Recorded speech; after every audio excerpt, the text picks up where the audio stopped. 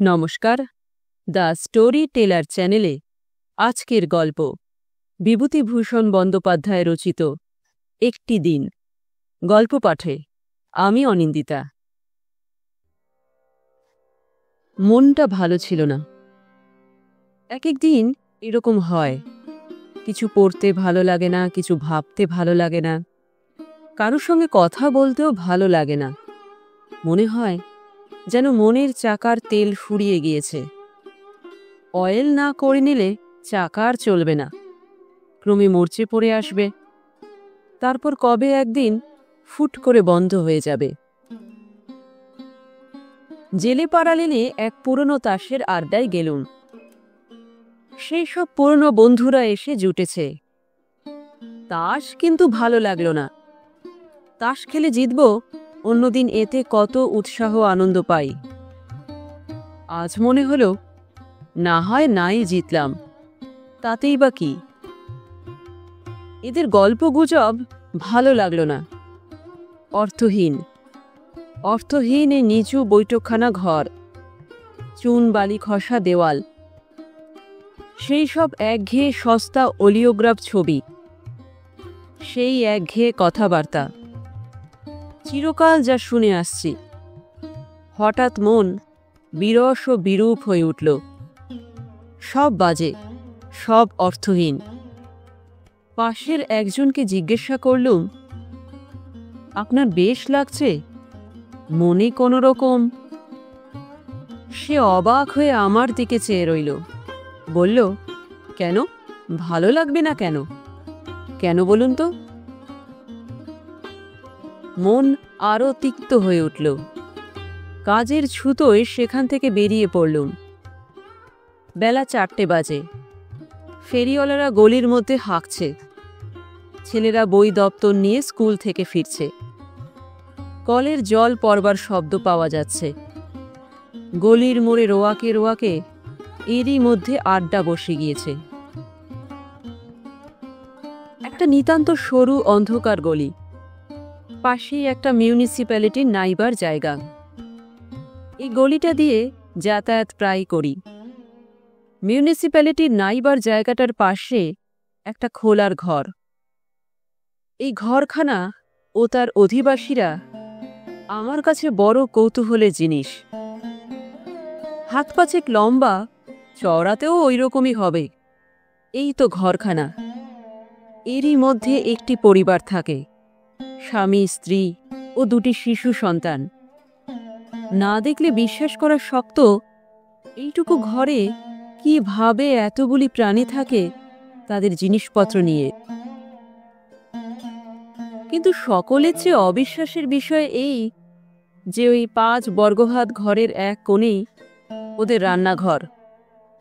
আমি যখন ওখান দিয়ে যাই প্রায়ই দেখতে পাই উনুনে কিছু না কিছু একটা চাপানো আছে। বউটি ছোট্ট ছেলে কোলে নিয়ে রাঁধছে, না হয় দুধ জাল দিচ্ছে। তার বয়স দেখলে বোঝা যায় না। 23ও হতে পারে, 30ও হতে পারে, 40ও হতে পারে।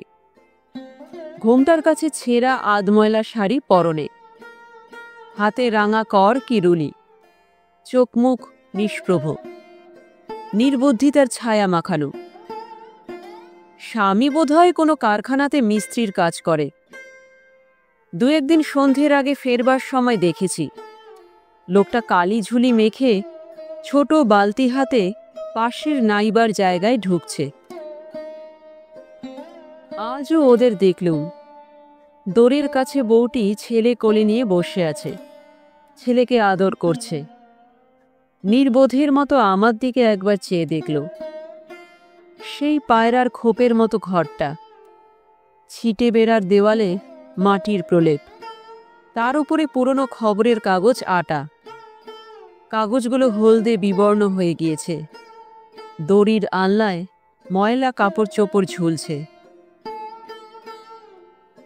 মনটা আরও দমে গেল। কি করে এরা এ থেকে আনন্দ পায়? কি করে আছে?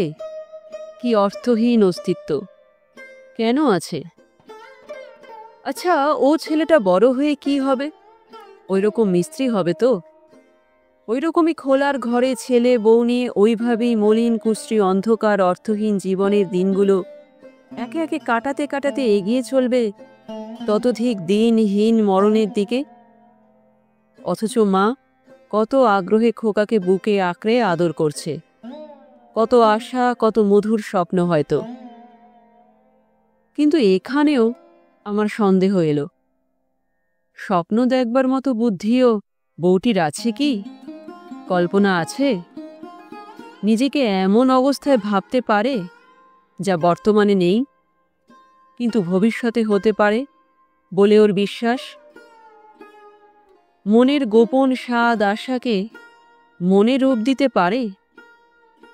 নিজের সংকীর্ণ অসুন্দর বর্তমানকে আলোক উজ্জ্বল ভবিষ্যতের মধ্যে হারিয়ে ফেলতে পারে?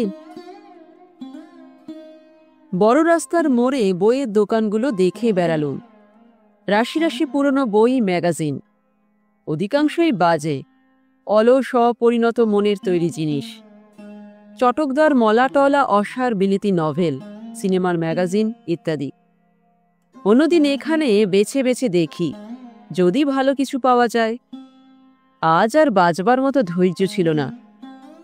মনের আকাশের চেহারা আজ ঘষা পয়সার মতো।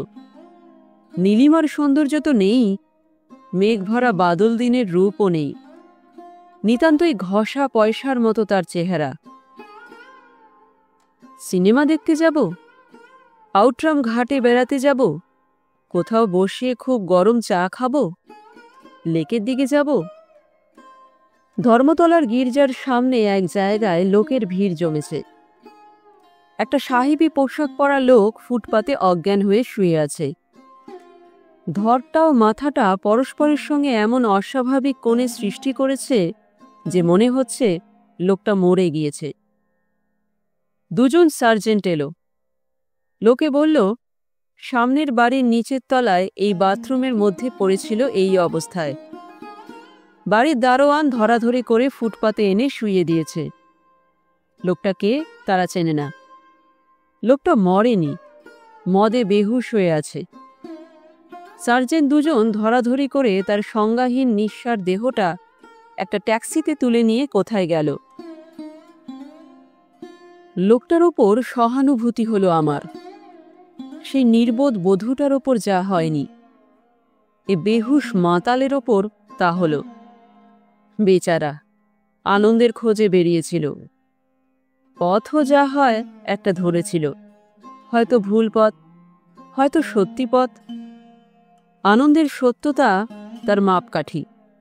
কে বলবে ওর কি অভিজ্ঞতা, কি তার মূল্য? ওই জানে। কিন্তু ও তো বেহুশ। কার্জন পার্কের সামনে এলো। অনেকগুলো চাকর ও আয়া সাহেবদের ছোট ছোট ছেলে মেয়েদের নিয়ে বৃষ্টির ভয়ে গাড়ি বারান্দার নিচে ফুটপাতের ওপর বসে আছে। বৃষ্টি একটু একটু বাড়ছে। আমিও সেখানে দাঁড়ালুম। একটা ছোট্ট ছেলে, ঝাঁকড়া ঝাঁকড়া সোনালি চুল, নীল চোখ, বছর 1.5 কি 2 বয়স, সে তার চাকরের টুপিটা মাটি থেকে তুলে নিয়ে টলতে টলতে অতি কষ্টে নাগাল পেয়ে চাকরের মাথায় টুপিটা পরিয়ে দিচ্ছে। আর যেমন পরানো হয়ে যাচ্ছে অমনি হাত নেড়ে নেচে ঘাড় দুলিয়ে দন্তহীন মুখে হেসে কুটি কুটি হচ্ছে। কিন্তু টুপিটা ভালো করে মাথায় বসাতে পারছে না, একটু পরেই গড়িয়ে পড়ে যাচ্ছে। আবার খোকা অতি কষ্টে টুপিটা মাথায় তুলে দিচ্ছে। আবার সেই হাসি, সেই হাত পা নাড়া, সেই নাচ। তাকে কেউ দেখছে না, কারো দেখবার সে অপেক্ষাও রাখছে না। তার চাকর পার্শ্ববর্তিনী আয়ার সঙ্গে ঘনিষ্ঠ আলাপে এমন অন্যমনস্ক, খোকা কি করছে না করছে সেদিকে তার আদৌ খেয়াল নেই। নিকটের অন্য ছেলে মেয়েরাও নিতান্ত শিশু। ওই খোকাটি আপন মনে বারবার টুপি পরানো খেলা খেলছে। আমি মন্ত্রমুগ্ধের মতো চেয়ে রইলুম। নরম নরম কচি হাত পায়ের সে কি ছন্দ, কি প্রকাশভঙ্গির সজীবতা, কি অবোধ উল্লাস, কি অপূর্ব সৌন্দর্য। খুশির আতিশয্যে খোকা আবার সামনে ঝুঁকে ঝুঁকে পড়ছে, একগাল হাসছে। ছোট ছোট মুঠি বাঁধা হাত দুটো একবার তুলছে, একবার নামাচ্ছে। শিশু মনের আগ্রহ ভরা উল্লাসের সে কি বিচিত্র, কি সুস্পষ্ট, ভাষাহীন বার্তা। আমি আর চোখ ফেরাতে পারিনি। হঠাৎ অদৃষ্টপূর্ব অপ্রত্যাশিত সৌন্দর্যের সামনে পড়ে গিয়েছি যেন। অনেকক্ষণ দাঁড়িয়ে রইল। হঠাৎ চাকরটার হুঁশ হলো। সে আয়ার সঙ্গে গল্প বন্ধ করে খোকার দিকে ফিরে টুপিটা তার হাত থেকে কেড়ে নিয়ে পাশে একটা পেরাম্বুলেটারের মধ্যে রেখে দিল। খোকার মুখ অন্ধকার হয়ে গেল। সে টলতে টলতে পেরাম্বুলেটারের পাশে গিয়ে দাঁড়ালো, কিন্তু বড় উঁচু, তার ছোট্ট হাত দুটি সেখানে পৌঁছয় না।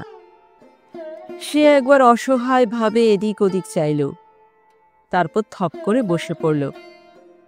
চাকরটা আয়ার সঙ্গে গল্পে মত্ত। কার্জন পার্কের বেঞ্চির ওপর গিয়ে বসলুম। সূর্য অস্ত যাচ্ছে। গঙ্গার অপর পারে আকাশ রাঙা হয়ে এসেছে। খোকার মনের সে অর্থহীন আনন্দ আমার মনে অলক্ষিতে কখন সংক্রামিত হয়েছে দেখলুম। খোলার ঘরের মেয়েটিকে আর নির্বোধ মনে হলো না।